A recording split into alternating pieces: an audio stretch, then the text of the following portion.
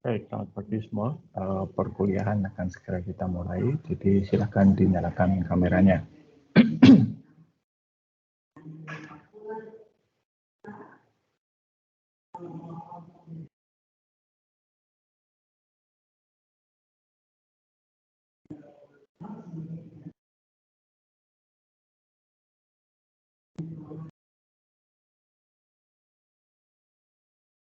Sekali lagi, silakan kamera dinyalakan. Kuliah akan segera kita mulai.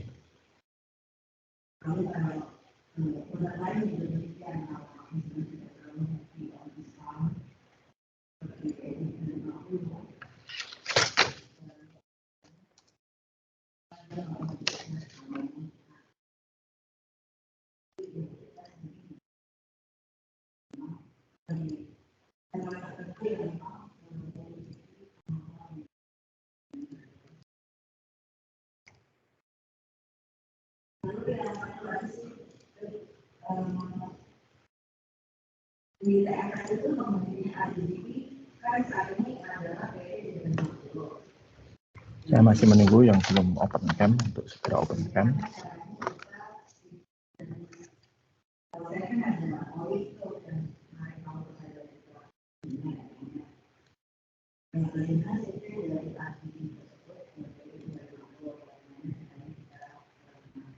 Oke, terima kasih. Seperti biasa, begitu ada tugas, gitu ya. Anda harus mempresentasikan. Ya, jadi nanti metode presentasinya begini. Jadi Anda jelaskan dulu skripnya apa saja, untuk apa, dan kemudian didemonstrasikan ya, menggunakan MySQL Workbench bagaimana skrip itu berjalan. Ya, jadi dari kosongan tentunya dan muncul semua yang disyaratkan di dalam tugas. Oke. Nah, untuk giliran pertama itu adalah kelompok 2. Farel, Philemon, Irene Deborah, dan Archelaus Sony. Silakan.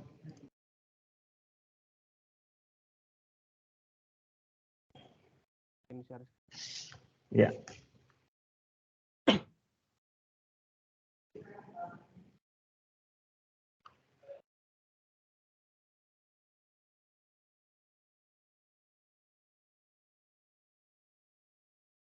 Selamat Pak. Ya. Kami sekarang saya hanya berdua sama Arcil ya, karena Elena sedang izin dulu, saya bakal telat Mas. Oke.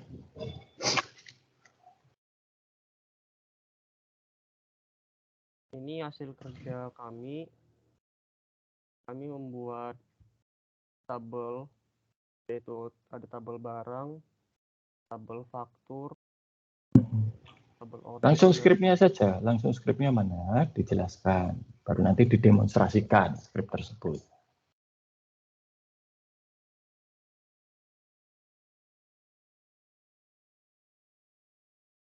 Yang ini ya Pak? Iyalah, itu sekarang bagaimana caranya bisa, itu skripnya yang nggak lengkap. Caranya saya ngetes gitu, skripnya jalan atau enggak, gimana kalau saya harus koreksi, kalau metodenya seperti itu.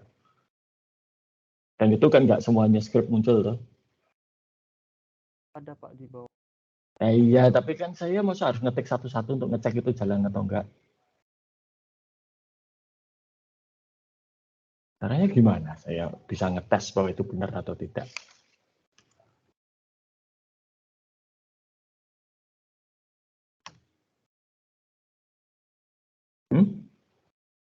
Ada ide nggak bagaimana caranya saya bisa ngetes skrip Anda itu jalan atau enggak? Tidak bisa saya periksa.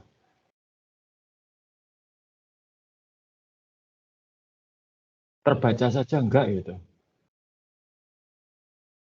Kecil sekali tulisannya.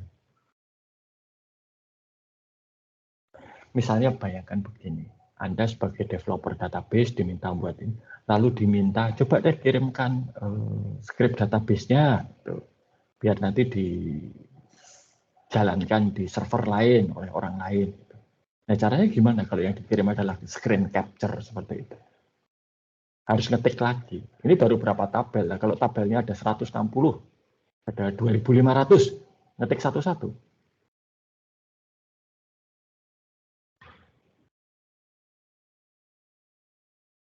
Nah, jadi kalau Anda itu buat script, ya, itu yang harus bisa dijalankan oleh orang lain. Tanpa orang lain itu kerepotan.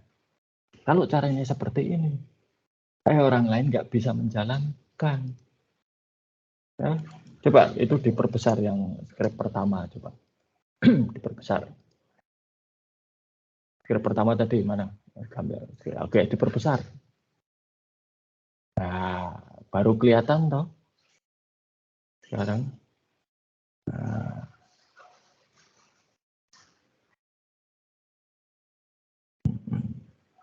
Nah, bagaimana itu bisa jalan kalau harus ngetik satu-satu? Ya. Jadi ini script yang tidak bisa dikoreksi dan tidak bisa dipakai. Nah, lalu apa gunanya scriptnya? Semua script itu harus bisa dipakai dan dijalankan di sistem yang lain. Anda jangan hanya berpikir Anda sendiri. Kalau seperti ini caranya, ya, ini dijalankan di tempat lain belum tentu jalan. Ya, dan ini sering kali terjadi. Ya, lalu alasannya di tempat saya itu jalan. Ya. Padahal yang pakai bukan Anda, yang pakai orang lain. Maka skrip Anda itu harus dijamin bisa jalan di tempat lain. Oke. Berikutnya kelompok 1, Mahesa Stoko, Wingky Fernandes, dan Heri John Jaya. Silakan dipresentasikan skripnya.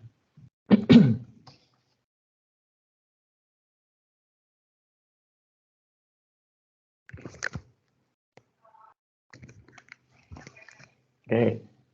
Apakah sudah terlihat, Pak? Ya, sudah. Terus. Baik, Pak. Jadi, selamat pagi, Pak Sameja dan teman-teman. Ini ada kelompok 1 yang menganggotakan Mahesa, saya sendiri, dan Heri. Aku mempresentasikan tugas kami. Kami mengambil dari tabel mode yang semalam normalisasi, yang model kedua. Ada 5 tabel. Yang pertama, tabel pengiriman. Untuk pertama, kami akan membuat tabel pengirimannya dengan kode seperti yang terlampir. Oke, coba didemonstrasikan. Coba didemonstrasikan. Ya, coba Her. Oke. Kami demonstrasikan ke NPM ya, Pak? Ya, terserah. Ya, yang kosong pokoknya.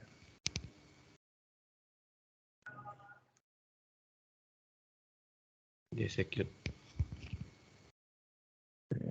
Nah, udah ada ya, Pak. Oke. Sekarang kalau misalnya di tempat lain yang tidak NPM, yang belum jadi, yang kosong sama sekali. Berarti di create skema dulu. Create skema dulu, coba. Coba create skema ya.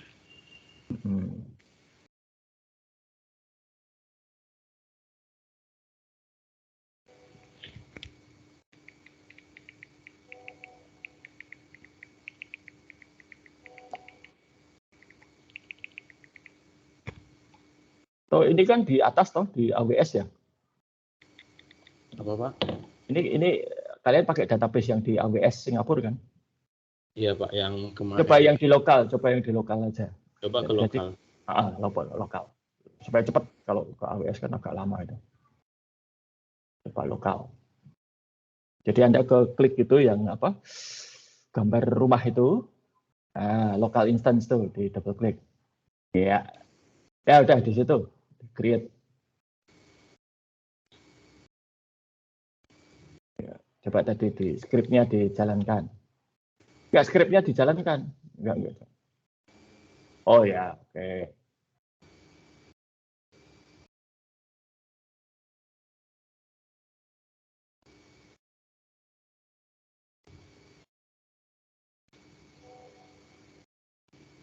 Situ dibuat nggak bisa connect, Pak.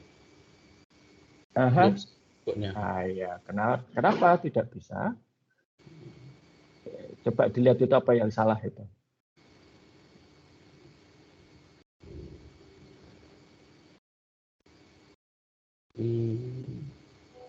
Enggak ada tanda titik koma.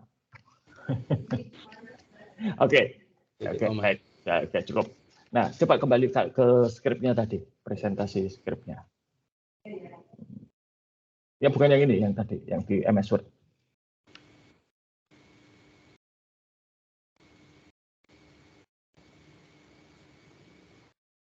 Oke, tahu salahnya Pak?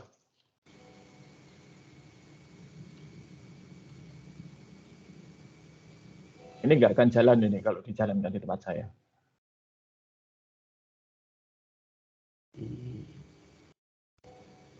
Yakin error. Nah, karena tidak ada database atau skema yang dipilih. Tabel itu harus berada di dalam database atau skema.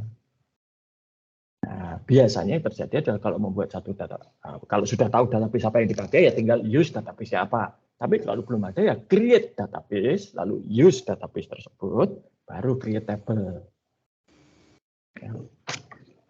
Jadi kalau akan membuat script itu harus dipikirkan asumsi-asumsinya.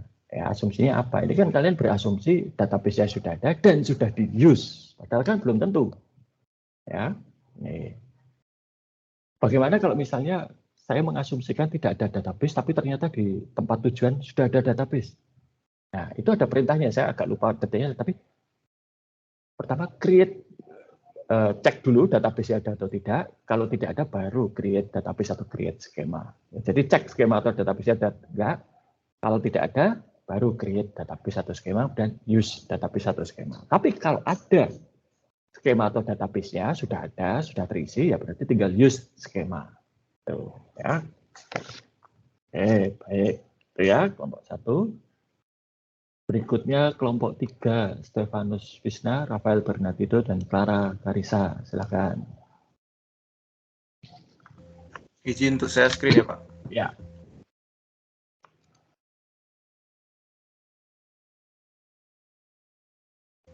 Apakah sudah terlihat, Pak? Ya, sudah.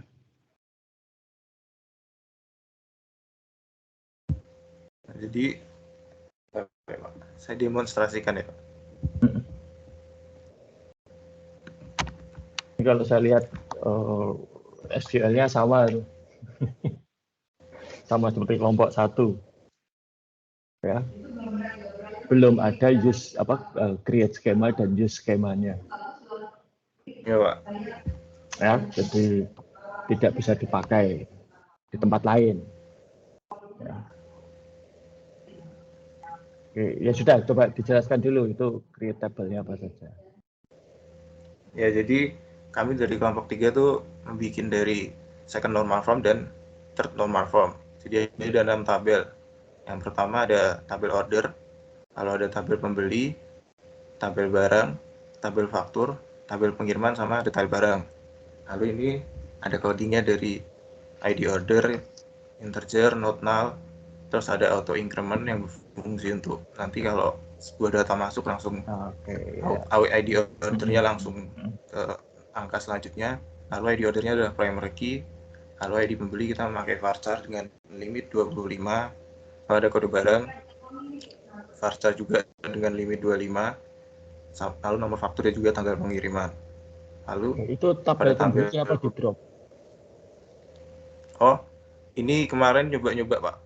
Kemarin ada yang salah terus kita benerin gitu, Pak. Oke. Datanya nggak masuk itu, terus. Hati-hati. Ya, artinya gini, kalau uji coba nggak apa-apa, tetapi yang dilaporkan tuh yang sudah jadi, yang sudah benar. Oh ya, Pak. Ya. Yang ini. Oke, ini insertnya ya. Oke, ya. Oke. Ya, terima kasih kelompok 3. Jadi itu ya, yang disampaikan itu harus yang sudah matang ini ya. Kalau kalian eksekusi ini, lalu nanti pasti ya, tabel pembeli akan di drop. Nah, hilang. Kalau yang saya lihat di yang kalian kumpulkan itu bahkan yang di drop order. Ya. Ini bahaya ini. Ya. Oke. Baik. Berikutnya kelompok ya. Sama-sama kelompok 5. Helena Widya, Clarissa Ervanda, dan Hendrikus Nugroho. Silakan. Pak, saya izin share screen. Silakan. Jadi kelompok kami telah membuat skema dari normalisasi yang kedua dan hanya normalisasi yang kedua. Pada saat pembuatan itu kami awalnya itu membuat create skema, Pak. Tapi setelah diuji coba itu tidak bisa. Jadi ternyata skema kelompok kami sudah ada dan sehingga saya membuatnya use kelompok 5 saja. Oke, nah oke. Kalau ini kalian pakai di atas ya, di apa namanya, di AWS Singapura ya. Kalau itu di lokal harusnya tidak apa-apa, ya, bisa. Oke, terus. Lalu kami masih kebingungan, Pak, tetapi di bagian untuk pembuatan tabelnya, sehingga pembuatan tabelnya kami buat satu-satu seperti ini. Bingungnya Lalu, di mana? Ini, Pak, di tabelnya itu tidak bisa keluar yang seperti model tabel itu. Nah, kenapa kok bisa itu? Berarti perintahnya ada yang keliru. Iya, Pak. Waktu diuji coba itu munculnya silang, Pak, bukan centang hijau. Iya, silang itu kenapa gitu loh. Error itu pasti ada, tapi pesan errornya itu apa? Kemungkinan error itu biasa satu, salah ketik sintaksisnya. Oke, creatable error. Column nomor faktur doesn't exist in table. Creatable. Nah, kenapa? Karena ini kalian itu membuat tabel nomor faktur. Tapi tahu-tahu tidak ada kolomnya. Primary key nomor faktur ya jelas keliru karena nggak ada kolomnya ini. Jadi, kalau kalian lihat perintah untuk membuat tabel itu pertama nama tabelnya dulu, baru kemudian diikuti oleh nama kolom-kolomnya. Gitu loh, ya. Jadi pertama create table dulu, lalu dalam kurung nama kolom, tipe data, koma, nama kolom berikutnya, tipe data, koma, begitu.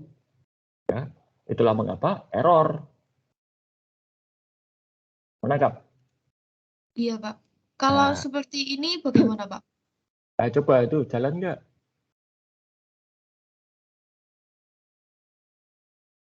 Nah, ini tabelnya sudah eksis, ya sudah ada. Coba dicek ini di apa tanda segitiga itu. Nah, kalau sudah ada nggak mau dia. Coba ini diganti namanya, misalnya percobaan, tabel percobaan gitu atau apalah. Eksekusi. Nah, mau kan? Iya, Pak. Nah, berarti keliru sintaksisnya atau tata bahasanya itu keliru. Dan itu sesungguhnya lebih mudah ditemukan. Ya, karena MySQL biasanya sudah menunjukkan ada yang keliru seperti yang tadi ini. Ya. Oke, terima kasih kelompok 4. Terakhir Terima kasih, Pak. sorry, kelompok 5 tadi. Terakhir kelompok 4, Daniel Estefan, Rafael, dan Staniko Wongso. Silakan.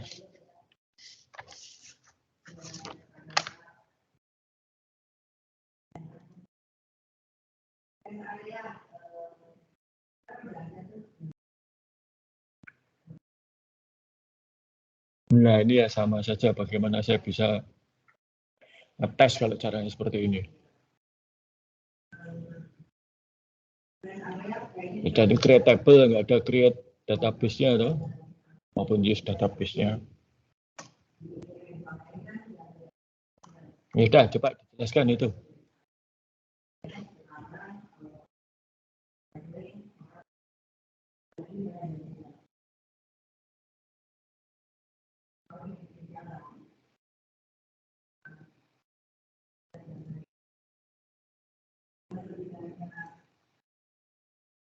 Kelompok 4.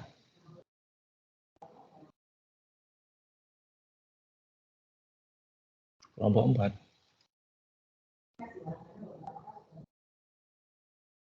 Daniel, Stefan, Rafael, Staniko Wongso, mana ini?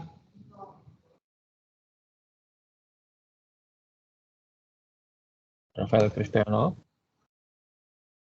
Staniko. Bentar Ya. Pak, kayaknya mic-nya ada yang bermasalah Pak. Bentar Pak. Ya berarti Pak yang tidak bermasalah yang presentasi. Halo Pak, apakah suara saya terdengar? Ya. Ya, maaf Pak, mic saya tadi bermasalah. Kami buat skemanya seperti ini Pak, kayak klik kanan, kemudian set as default skema untuk ke kelompok 4. Kemudian kami baru menuliskan codingnya. Yang pertama itu kami buat tabel order. Nah, seperti ini. Oke. Nah, iya pertanyaan saya sama seperti tadi ya. Kalau screen capture lalu cara saya bisa ngecek itu benar atau enggak, skripnya gimana? Ini berarti dijalankan ya Pak? Saya coba jalankan. Iya, kalau sekarang ya terlambat ya. Harusnya ya dari yang laporan kalian itu saya bisa ngecek itu jalan atau enggak. Nah, kalau enggak, gimana caranya bisa tahu bahwa itu benar atau tidak? Screen capture. Ya dah? Ya enggak? Iya Pak. Nah, saya juga nggak bisa ngecek, oh, kecil sekali tulisannya kayak gitu tuh. Gimana bisa dibaca? Oke, cukup. Oke. Nah, pelajaran untuk kalian semua. Ya. Kalau kalian coba yang bisa on cam dong. Ini kan sudah aturan main di kelas ya. Kalau kuliah ya on cam. Bagi yang bisa on cam.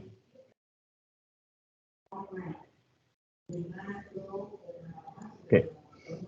Jadi kalau kalian buat apapun di dalam payung pengembangan sistem informasi, kalian itu membuat untuk orang lain, bukan untuk diri sendiri. Maka tempatkanlah atau pakailah sudut pandang orang lain. Jangan hanya gara-gara itu jalan di tempat kalian, diasumsikan akan jalan di tempat lain. Dan belum tentu yang akan menginstal atau menjalankan skrip itu adalah kalian.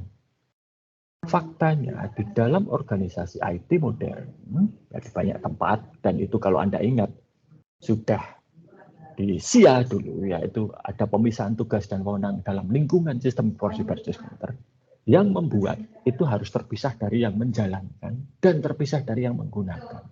Kalian membuat tidak boleh menjalankan. Jadi nanti implementasinya adalah pada orang-orang yang menjalankan. Maka di dalam satu organisasi modern itu bagian IT itu biasanya dipisah menjadi dua. Satu itu adalah IT development, yang dua itu adalah IT operation. Atau istilah kerennya sekarang kalau kalian lihat di dalam banyak iklan dan lain sebagainya, bukan iklan dalam banyak istilah IT, sertifikasi profesi itu adalah DevOps. Dev itu development, Ops itu operation. Jadi itu memang dipisah. Ya. Saya pernah berada di dua sisi. Saya pernah berada di operation, saya pernah ada di development. Jadi saya tahu itu memang harus dipisah. Ya. Dulu aplikasi yang saya kerjakan itu jalan dengan baik di development. Begitu saya serahkan kepada operation, dia jalankan, nggak bisa, macet, mati. Gitu ya. Nanti kalau kita bahas mengenai aplikasi basis data berbasis web, kita bisa lihat gitu. Nah, kenapa kok tidak bisa jalan? Karena ada satu file kecil, ya, CURL namanya. Itu yang di tempat saya di development versinya lebih baru daripada yang ada di operation. Dan yang operations tidak pernah memberitahukan pada saya bahwa versi filenya berbeda. Dia mengatakan sama kok, itu semua persis sama, ternyata beda. Itu, ya. Jadi tempatkanlah kalian itu pada posisi pada orang yang nanti akan menjalankan dan menggunakan. Sehingga tadi create database, ya, create database atau skema, use database atau skema itu harus jalan duluan. Lalu harus tahu di sana sudah ada belum tabelnya. atau database-nya atau skemanya. Oke, itu ya. Jadi ini nanti untuk kedepannya kalau perintahnya itu adalah buat script, yaitu harus diperhatikan betul scriptnya seperti apa. Oke. Baik. Nah, ini untuk sementara tugas akan berhenti dulu. Ya, jadi kita akan lanjutkan nanti setelah ujian tengah semester. Nanti untuk ujian tengah semester akan saya beritahukan minggu depan materinya apa. Ya, oke. Nah, baik. Sekarang kita akan masuk ke Advanced SQL. Ya. Kalau yang kalian belajar di SQL kemarin itu adalah membuat database atau skema, membuat tabel, mengubah struktur tabel, menghapus tabel, mengisi tabel dengan data. Ya. Insert, gitu. Ada beberapa cara yang bisa lebih baik sebetulnya. Ya. Untuk ngisi. Ini kemarin ngisi, itu saya perintahkan 20 kan pasti pakai perintah insert kan. Ya kan? Insert apa, kemana. Gitu. Nah, bagaimana kalau misalnya kalian itu sudah punya tabel, tapi tidak dalam bentuk SQL, kemudian harus diisikan dalam tabel kalian yang kosong. Nah, itu ada perintahnya atau ada fasilitasnya. Import itu ada. Ya. Nah, oke, sebentar ini saya akan coba.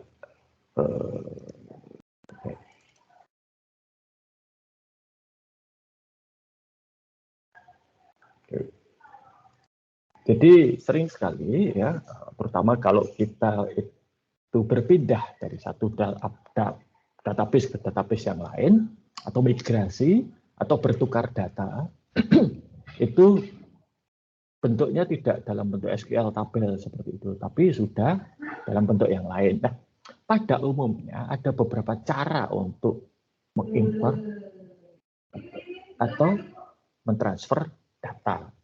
Ya. Salah satu bentuk yang paling umum dan paling sederhana untuk digunakan itu adalah dalam bentuk teks. Ya. Nah, tapi sekarang kalau tabel itu kan ada kolom, ada baris ya.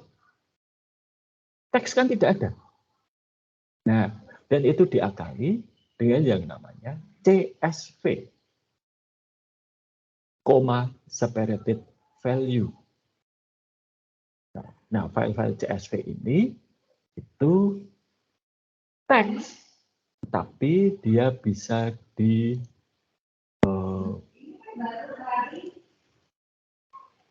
dibaca sebagai teks. Oke, saya akan coba share. Ya. Ini ada satu file txt. Nah, ini kalau dilihat aslinya itu seperti ini. Ya. Baris yang pertama, kalau Anda lihat sini, kelihatan nggak ini? Ya. Kelihatan, Pak. Oke, ini adalah nama atau judul kolomnya. Sedangkan di bawah ini adalah isi kolomnya. Nah, lihat di sini dibatasi dengan titik koma atau koma ya, CSV, macam-macam versinya. Tapi seperti ini. Ya. Nah, ini ada 41.000 baris kalau saya tidak salah ingat. Ya, 41.190 baris. Ya. Nah, yang bawah kosong. Nah, seperti ini. Wah, ini coba kalau kalian insert satu persatu, apa nggak mabuk? Gitu ya. Nah, tapi ini bisa dibuat. Nah, ini ya. Ini kalau dibuka dengan Excel. Seperti ini. Sorry. Belum saya share Excel-nya. Oke. Jadi ya file yang sama tadi itu kalau dibuka dengan Excel itu akan seperti ini. Nih. Ya. Sayangnya ini kelemahan dari Excel maupun juga kebanyakan sering sekali file CSV itu kalau dibuka dengan Excel tidak bisa seperti ini. Kebetulan ini kompatibel dengan Excel. Ya. Sehingga bisa kelihatan kan tadi seperti age, job, marital, education, housing, loan, dan lain sebagainya. Ya. Nih. Maka cara yang lain adalah kalau kita pakai Excel, coba saya file new, ya, blank workbook. Itu adalah kita dengan cara data. Ini ya, data lalu dari teks atau CSV. Karena CSV itu sebenarnya teks. Ya. Hanya dia dengan format tertentu. Nah, ini saya ambil dari nah,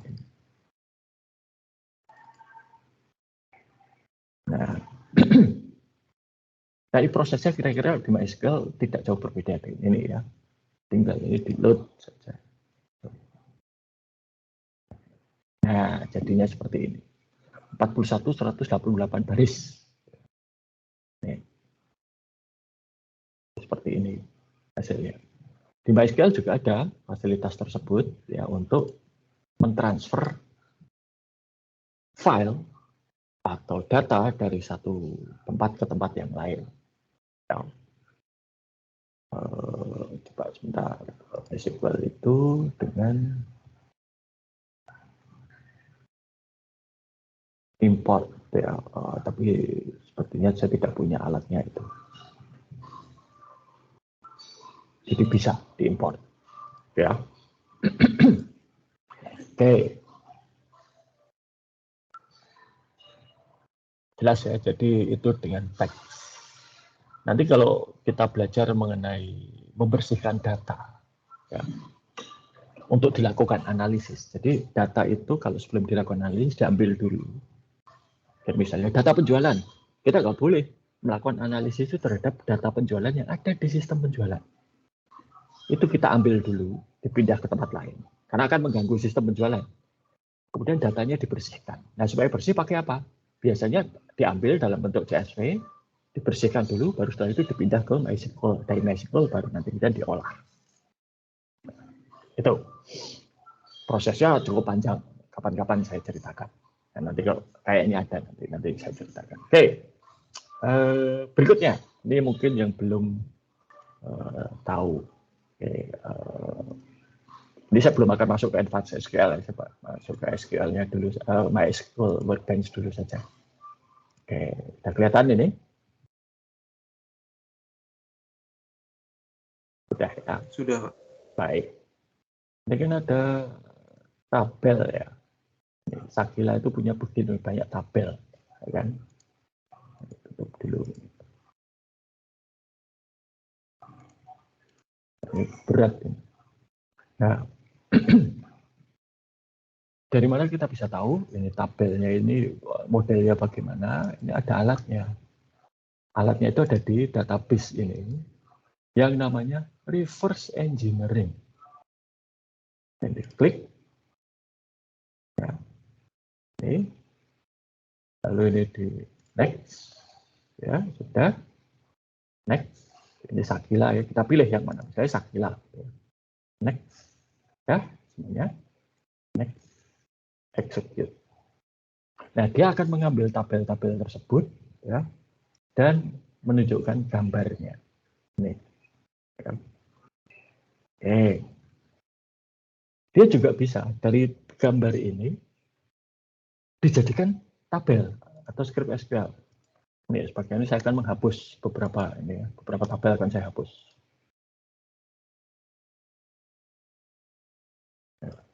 Ya. Ada ya, beberapa tabel akan saya hapus. Lalu dengan database kami jadi forward engineer. Ya.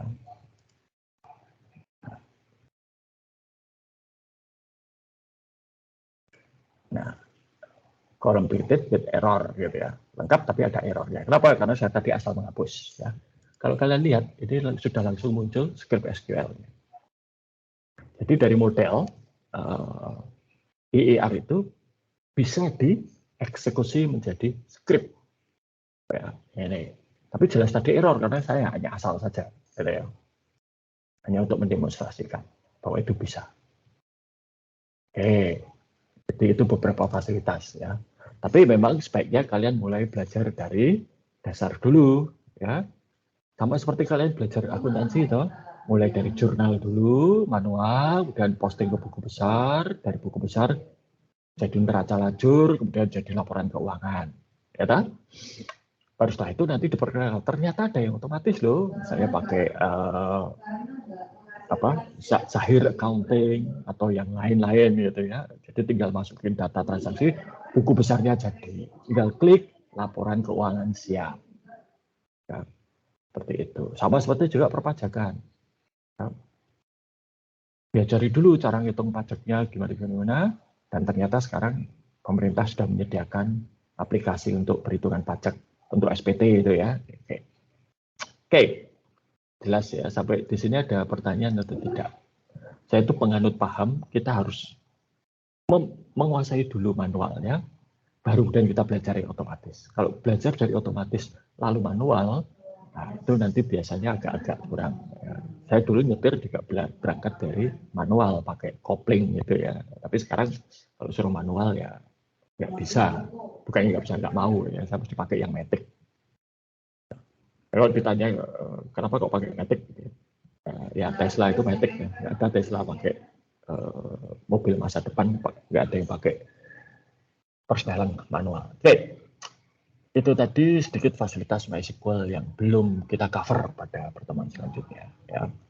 Selanjutnya nanti apakah kalian harus pakai yang manual atau yang otomatis? Kalau berurusan dengan MySQL terserah. Kalau setelah ini saya sudah tidak terlalu peduli kalian mau otomatis atau tidak, silahkan otomatis ya. Tapi bukan berarti otomatis itu selalu benar ya. Bahayanya teknologi informasi itu adalah teknologi informasi itu membuat proses manual menjadi lebih cepat dengan kapasitas yang jauh lebih besar. Namun jika terjadi kesalahan, maka kesalahannya akan berlipat ganda secara lebih cepat dan dengan dampak yang jauh lebih besar. Ya, itulah mengapa dasar-dasarnya ditanamkan dulu. Sehingga kalian tahu bahwa ini yang benar desainnya. Nanti perkara itu jadi script, ya otomatis nggak apa-apa, tapi desainnya benar dulu. Oke.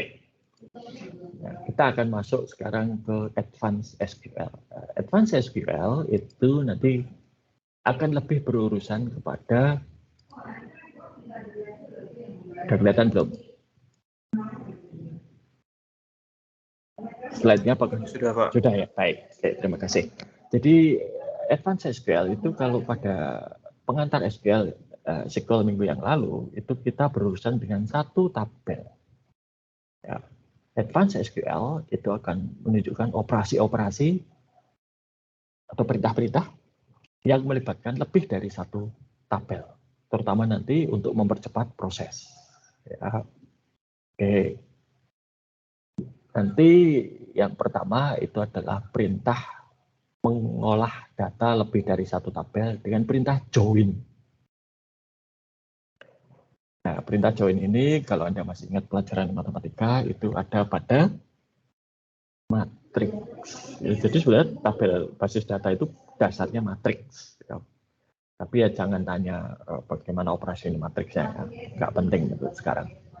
Kalau di pelajaran matematika penting, kalau di sini enggak.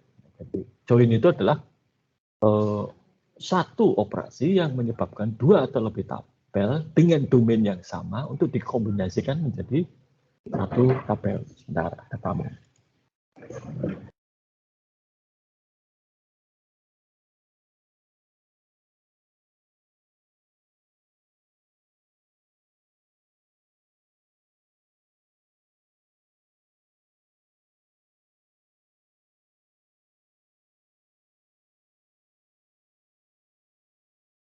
Oke, jadi domainnya harus sama. Kalian tidak bisa menggabungkan tabel mahasiswa dengan tabel menunya McDonald. Karena domainnya tidak sama. Kalian tidak bisa menggabungkan tabel daftar dosen dengan tabel bunga KPR mandiri. Karena nggak ada domain yang sama. Tapi kalau tabel mahasiswa dengan tabel mata kuliah atau kelas bisa digabung. Ya. Tabel dosen dengan tabel departemen bisa digabung. Nah, join itu ada 2 jenis, dan ini istilahnya macam-macam, ya, tergantung dari paket manajemen basis datanya apa. Ya.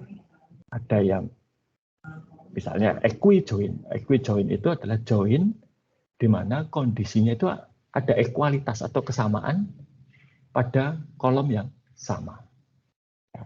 Nah, nanti kita lihat contohnya. Lalu ada yang namanya natural join. Nah, di beberapa paket, nama natural join ini berubah menjadi inner join. Ya.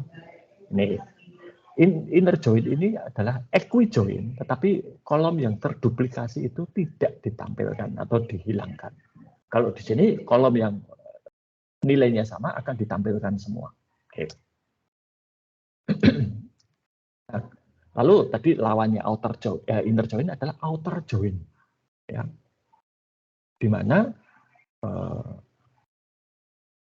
baris yang tidak ada kesamaannya ditampilkan. Kalau yang di inner join hanya baris yang ada kesamaannya. Nanti kita lihat contohnya. Union join itu 2 tabel gabungkan entah apapun hasilnya. Gitu ya. Ini. Kalau natural join itu hanya di tengah ini yang ditampilkan. Yang di sini dan di sini yang tidak merupakan. Ini dan. Ya. Kalau di sini itu ini dan ini left outer join. Ya. Nanti ada inner join dan union itu dua-duanya ditampilkan. Nah, jadi teman baik kalian kalau di dalam join itu adalah diagram Venn. Oke, ini ya, jadi customer ID dan seterusnya. Ya. Nah, ini contoh equi join. Jadi tabelnya itu ini. Ya. Equi join di sini itu adalah customer table, jadi customer ID, customer table, order ID dan dari customer table dan order table yang dipilih itu customer ID di kedua tabel. Nah, nanti kelihatan ini equi join. Dalam equi join ada 2 kolom yang sama, yaitu apa? Order customer ID dari tabel order dan customer ID dari tabel customer. Ini semua dimunculkan. Ini equi join. Nah, ini inner join dan outer join. Ini adalah left outer join. Hanya yang sama ini yang tidak ada di sini, tidak ada order ID-nya, nggak apa-apa, kosong nggak masalah, tetap ditampilkan. Ya. Lalu juga bisa multiple join, lebih dari 1 tabel, bisa sekali. Di sini berapa? Customer ID dari customer table, ya, lalu ada customer name, customer address, ya, lalu ada order table, ya. Lalu ada berapa tabel? 1, 2, 3, 4. 4 tabel yang di join. Ya.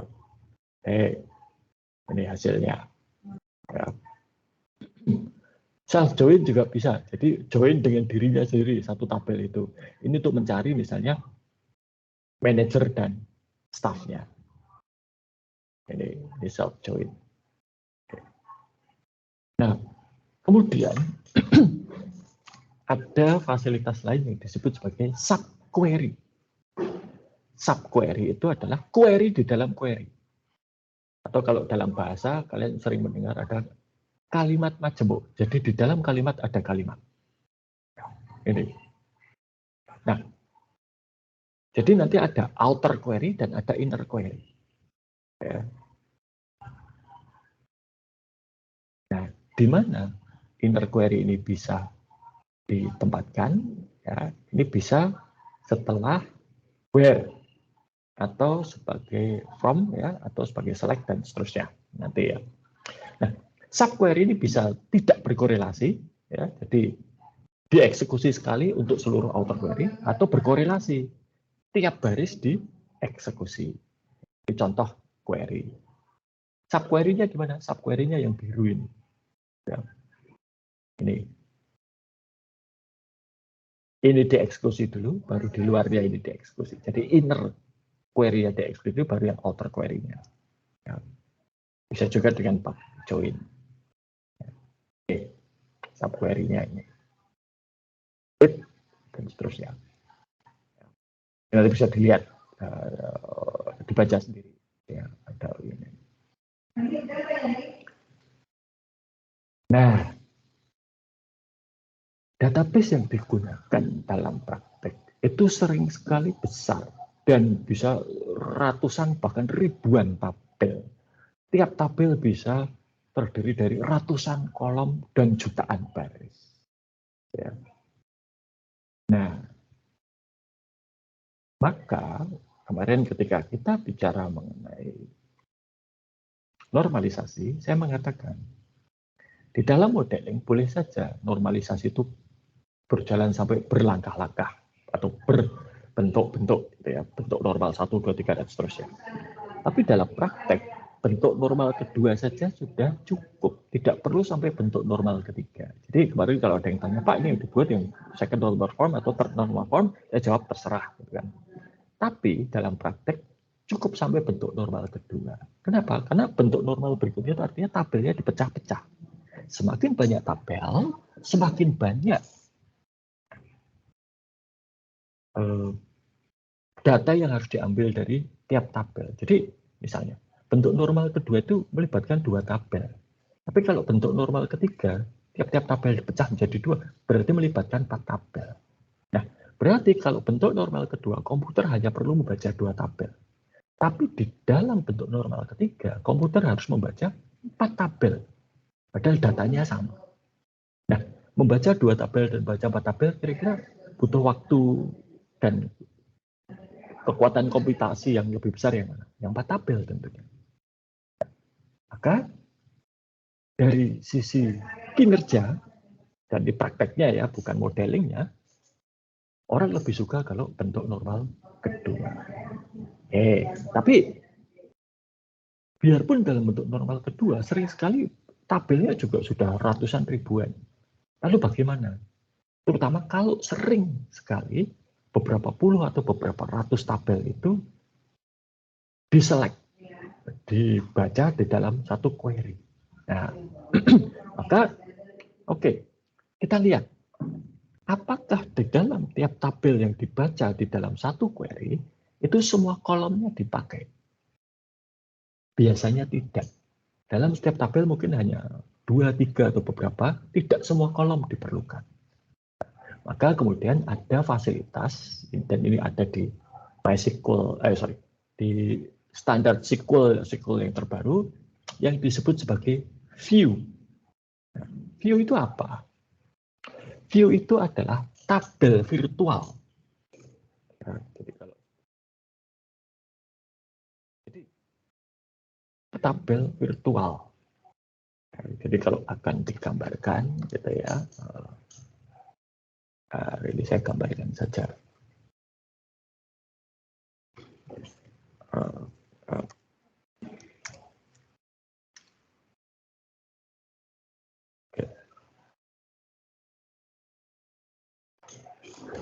Jadi view itu misalnya ada,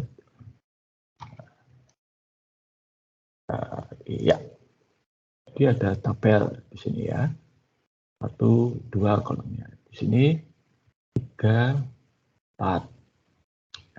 Nah, misalnya sering sekali query itu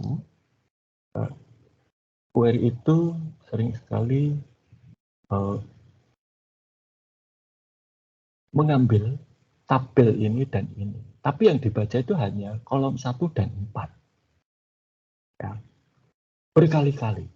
Kolom 1 dan 4. Maka daripada setiap kali kok baca tabel ini dan ini hanya diambil kolom 1 dan 4, maka dibuatlah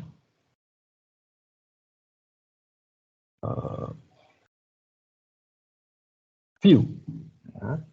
Nah, view-nya itu adalah tabel virtual. Ini saya beri warna biru. Yang ada kolomnya 1 dan 4. Seperti ini. Dan ini berasal dari sini. Kolom 1 ini berasal dari sini. Kolom 4 itu berasal dari sini. Nah, ya. Jadi ini tabel virtual. data aslinya tetap ada di tempat masing-masing. Di sini. Ini tuh hanya untuk dibaca. Ya. Oke. Ini contohnya. Create view. T sales S. Diambil dari mana dia? Dari salesperson tabel, order line tabel, produk tabel, dan order tabel. Jadi 4 tabel ya, itu diambil untuk jadi satu tabel baru atau satu view namanya T sales. Ya. Ini sehingga kemudian kalau ada query ini cukup T sales-nya saja yang dipanggil, tidak perlu memanggil salesperson, order line, T product, dan order T. Jadi daripada mengquery 4 tabel, cukup satu saja yang di-query, yaitu T sales ini. Lebih banyak menghemat waktu dan membutuhkan kekuatan komputasi yang lebih kecil, sehingga lebih cepat. Ya, saya dulu sering pakai view. Ya. Nah, oke, itu tadi mengenai view. Lalu bagaimana dengan query yang baik? Gitu ya. Pertama, Anda tentunya harus tahu model datanya seperti apa, tabel-tabelnya apa, kolomnya apa, tipe datanya apa. Lalu harus tahu, nanti informasi yang harus dihasilkan itu apa. Ya. Tahu atributnya bagaimana. Dan identifikasi. Dari informasi yang dibutuhkan ini bisa diambil dari tabel yang mana. Misalnya, kalian butuh faktur, gitu kan. Faktur itu ada apa saja? Ada data pelanggan. Dari mana data pelanggan diambil? Faktur itu ada nama, jenis, dan harga barang. Dari mana nih diambil? Nah, kemudian baru kita buat query-nya. Ya, ini.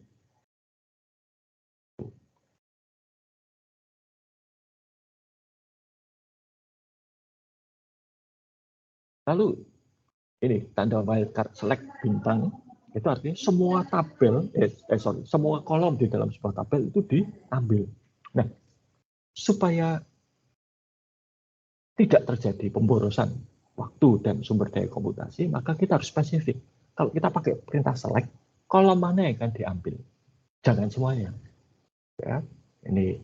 Lalu sama seperti ini kalau saya bimbingan skripsi ya atau seminar, saya selalu mengatakan pada mahasiswa saya, jangan menggunakan kalimat majemuk, gunakan kalimat sederhana. Nah, subquery itu kalimat majemuk. Jadi ya boleh dipakai, tapi jangan terlalu sering. Ya, ini bukan novel. Kalau novel itu pakai bahasa yang jelimet-jelimet, atau karya sastra puisi boleh silahkan. Tapi ini itu adalah skrip komputasi. Skrip komputasi itu harus efisien dan efektif. Maka sependek mungkin.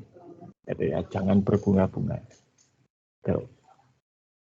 Lalu ada indeks. Nah, indeks itu apa? Indeks itu adalah satu metode seperti kalau kalian pakai katalog di perpustakaan.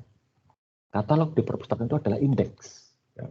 Jadi kalau kalian akan cari buku atau cari majalah atau apapun, lihat indeks dulu dan tahu ini disimpan di mana. Nah, dengan indeks ini mencari data kan jadi jauh lebih cepat. Ya, dan ini akan lebih efisien. Ya, itu. Nah, di dalam MySQL itu ada satu, sebentar ya, sebentar saya share. Ada satu apa istilahnya? Ada satu KPI, gitu ya, yang namanya itu adalah slow query. Sebentar. Ini harus ke sini. Oke. Ya. Di server status. Dan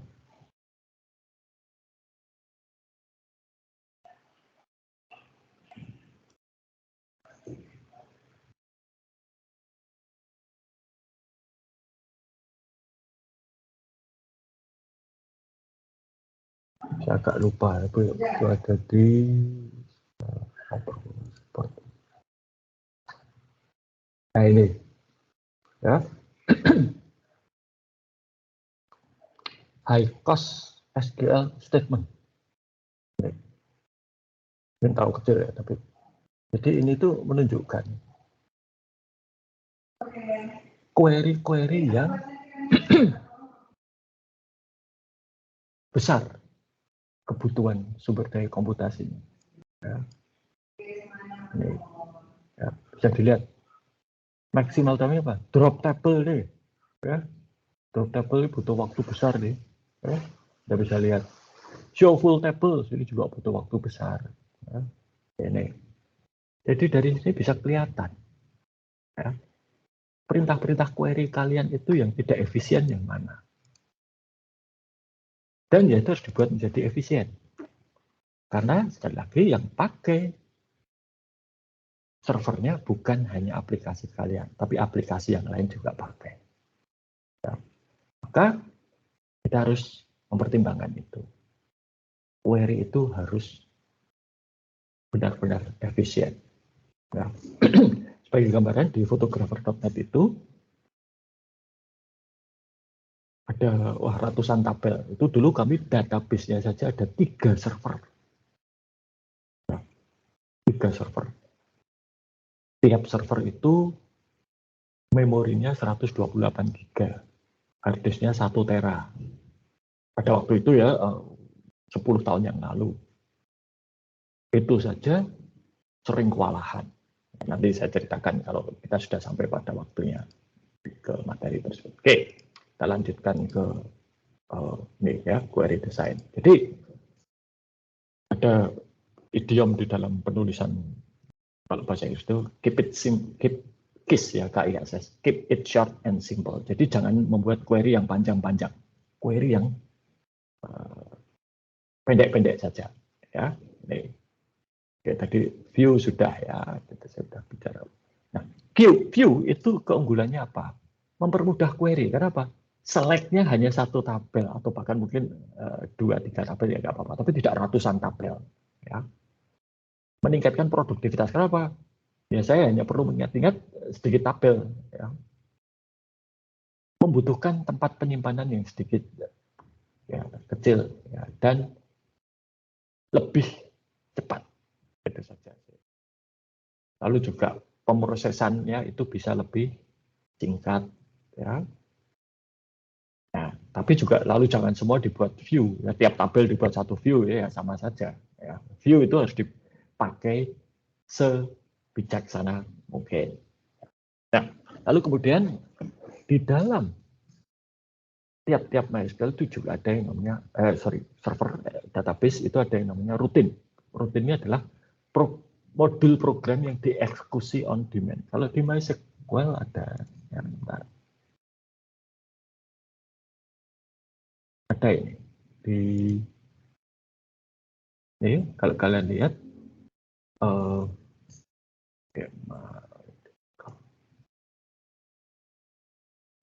ini di dalam tiap skema itu ada function, ini ada stored procedure, ya istilahnya beda-beda, tapi ini semua sama, yaitu fungsi atau rutin dan teman-temannya ini tadi. Ya. Oke, balik ke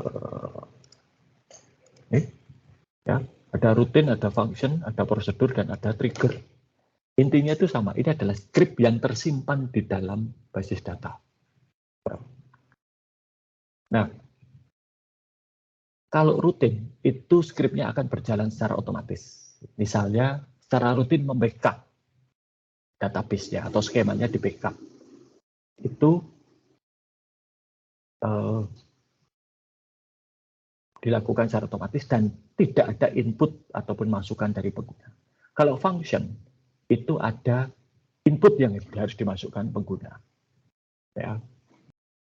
Nah, ada juga trigger. Trigger itu adalah rutin khusus yang akan dieksekusi jika tercapai satu kondisi. Misalnya, di-insert data apa, lalu triggernya akan terpicu, ya, update dan seterusnya. Oke, jadi ini disimpan di dalam database, tidak berada di luar, sehingga menjadi lebih cepat. Ya. Ini contohnya trigger, ya. Scriptnya seperti ini. Lalu juga ada fasilitas data dictionary. Ini yang kalau kalian lihat struktur tabelnya itu seperti apa, ya, tipe datanya seperti apa, itu ada di MySQL Workbench, ya, jadi bisa dilihat. Tapi user biasa yang bukan database administrator itu kadang hanya bisa melihat, tergantung hak mereka. Tapi kebanyakan hanya boleh melihat, tidak boleh mengubah, jadi tidak boleh alter. Ya. Hanya bisa melihat, oh tabel A itu ada kolom 1, 2, 3, 4. Kolom 1 tipe datanya varchar, kolom 2 tipe datanya teks biasa, kolom 3 tipe datanya itu integer, nggak bisa diubah. Ya, ini. Lalu user juga nggak boleh ngutak-atik itu. Ya, ini. Lalu ini ada berbagai macam fasilitas tambahan SQL, ya, yang mengakomodasi perkembangan terbaru. Contohnya apa? Ada fungsi OLAP. Fungsi OLAP itu adalah fungsi untuk analisis data. Misalnya pengen tahu nilai terendahnya berapa atau ceiling. Nilai tertingginya, ceiling itu nilai tertinggi, floor itu nilai terendah. Lalu ranking. Rankingnya tadi, ya. Bahkan sampai cube. Cube itu adalah datanya itu dibentuk dalam tabel 3 dimensi atau kotak gitu ya, kubus. Ya. Lalu ada tipe data baru, misalnya ada big integer, ini untuk menampung data dengan angka yang besar, multiset, koleksi, maupun juga XML. Ya. Nah, beberapa produk basis data itu punya tambahan bahasa pemrograman yang bukan SQL. Ya. Contohnya apa? Contohnya kalau Oracle itu punya namanya PL SQL. Microsoft SQL Server punya Transact SQL. Ya, ini. Jadi ini harus dipelajari masing-masing ya, karena berbeda-beda ya, dan itu bukan standar dari SQL, jadi tidak bisa dituntut untuk sama. Oke, itu materi kita hari ini. Ya. Yang penting nanti kalau untuk SQLD itu adalah pada join tadi, ya, menggabungkan 2 atau lebih tabel, lalu mana yang akan dipakai. Adakah pertanyaan sampai di sini?